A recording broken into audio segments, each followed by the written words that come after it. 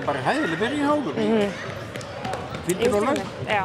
Nei, þú veist, maður getur einhvern veginn ekkert horft á einhverju svoleiðis þætti. Þetta er bara staðan og við bara vorum ekki klárar, bara mættum ekki alveg nógu vel stemmdar og við lendum einhvern veginn í erfiðleikum.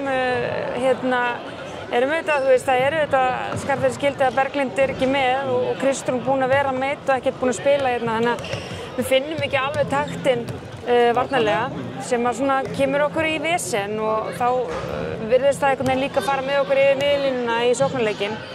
Þannig að þetta er auðvitað bara eitthvað sem að, þú veist, við þurfum að skoða. Staðan er auðvitað bara 1-0 núna, þetta er nóg eftir og allt það. Já, næsti leikur er þriðjudaginn og nú þarf bara að skoða vel bara hvað er þetta að gera betur. Augljóslega er margt hægt að gera betur og við þurfum að finna hvað það er. Svona nánast af flestu sviðum kannski? Já, þú veist, en það þýðir ekkert, við erum ekkert að panika þó að við lendum í einhverju svona mótlæti. Við vitum alveg að með góðum leik og með okkar leik að þá er þetta bara 2 jöfn lið, skilju, við bara hittum ekki að daginn í dag og þær hitti fannst mér bara algjörlega á daginn.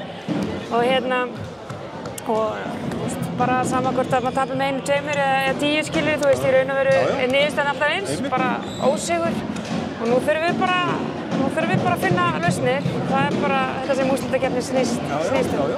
Eitt að lokum, Berglind, hvað er?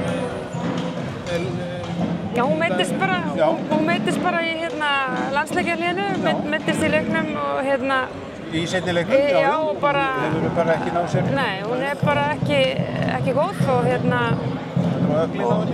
á henni bara og hún er bara í endurhæfingu og þetta bara vonast þess að þetta tjastlega neði saman, munar hana heilmikið. En þannig er þetta bara partur af þessu, maður missir út leikmenn og þurfum bara að finna lausnir á því líka.